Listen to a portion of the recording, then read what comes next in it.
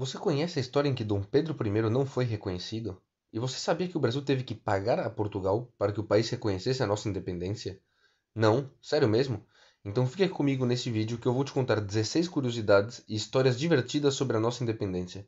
De verdade são histórias muito boas e vocês vão pirar nelas. Fala galera, não se esqueçam de deixar o like aqui no vídeo. E para você que está chegando agora, se inscreve aqui no canal e ative o sininho das notificações. Assim vocês saberão sempre que a gente postar novos vídeos aqui no canal. Agora bora pro vídeo. Dia 7 de setembro agora vamos comemorar 200 anos da independência no Brasil. No dia 7 de setembro de 1822, o Brasil se tornava independente de Portugal. Ou será que não foi bem assim? Existem diversas fontes que contam histórias inusitadas e muito pouco conhecidas do público geral. Então hoje, em homenagem aos 200 anos de aniversário da nossa independência, vamos contar para vocês 16 curiosidades sobre ela. Em 1808, Dom João VI desembarcou no Brasil. Ele fugiu da invasão das tropas do imperador francês Napoleão Bonaparte. Com ele vieram a mãe, Dona Maria, a mulher Carlota Joaquina e os filhos pequenos. Dom Pedro I tinha somente 9 anos. Além deles vieram vários ministros empregados e a estimativa é de que 15 mil pessoas vieram com a corte. A independência não se resumiu apenas com um ato. Vários atos resumem a nossa independência, entre eles a Conjuração do Rio de Janeiro, em 1784, a Conjuração Baiana, em 1798, em Pernambuco teve a Revolução de 1817 e a Conjuração Mineira, em 1789. Dom Pedro I não acatou as ordens da corte de Portugal de voltar ao país. O momento ficou conhecido como o Dia do Fico. Foi no Rio de Janeiro, na janela do Paço Real, que Dom Pedro I foi aclamado. Pesou muito nessa decisão as 8.000 assinaturas de diferentes setores da elite, todos pedidos para ele não deixar o Brasil. Para muitos, o momento mais importante do processo da nossa independência. A igreja Nossa Senhora da Boa Morte está no centro de São Paulo. Diz a história que os sinos do local tocaram quando Dom Pedro e a comitiva dele chegaram na cidade. De cima, naquela época, dava para ver quem estava chegando da cidade vindo do Rio de Janeiro e de Santos. A igreja ficou conhecida como a Igreja das Boas Notícias.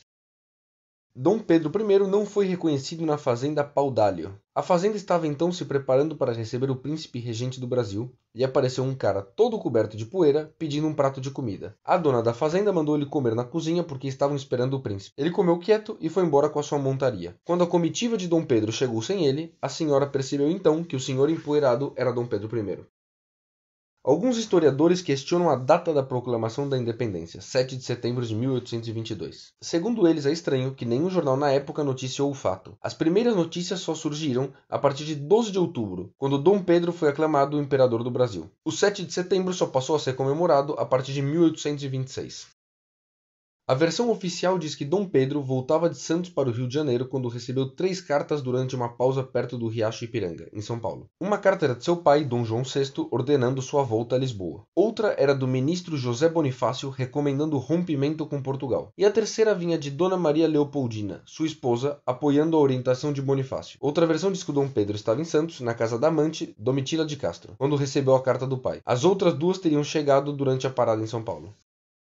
Como Dom Pedro I estava viajando a São Paulo, a sua esposa, Leopoldina da Áustria, foi nomeada chefe de Estado e princesa regente interina do Brasil. Assim, Leopoldina, na condição de chefe política interna, convocou o Conselho de Estado no Rio de Janeiro e assinou, em 2 de setembro, um decreto declarando o Brasil oficialmente separado de Portugal.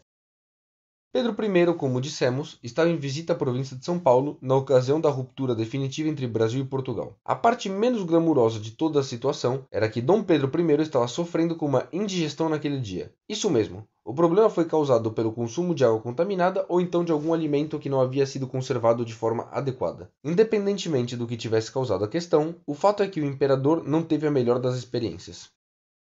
As províncias do Pará, Bahia, Piauí, Maranhão e Cisplatina resistiram à independência do Brasil no início. Dom Pedro teve que contar com a ajuda da Inglaterra para conter os rebeldes, inclusive comprando armas e navios e contratando mercenários. Em 1825, a Cisplatina conquistou a sua independência no dia 25 de agosto e assim formou o atual Uruguai. Os primeiros países a reconhecer a independência do Brasil foram os Estados Unidos em 1824 e México, Argentina e França em 1825.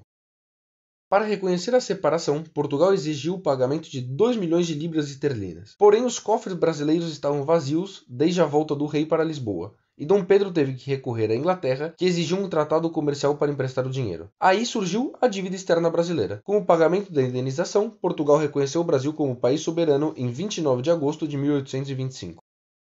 O hino da independência, atribuído a Dom Pedro I, já estava pronto quando a independência foi proclamada. Ele foi escrito em 16 de agosto de 1822 por Evaristo da Veiga, com música de Marcos Portugal, um músico famoso na Europa que havia sido contratado para ser o compositor oficial da corte.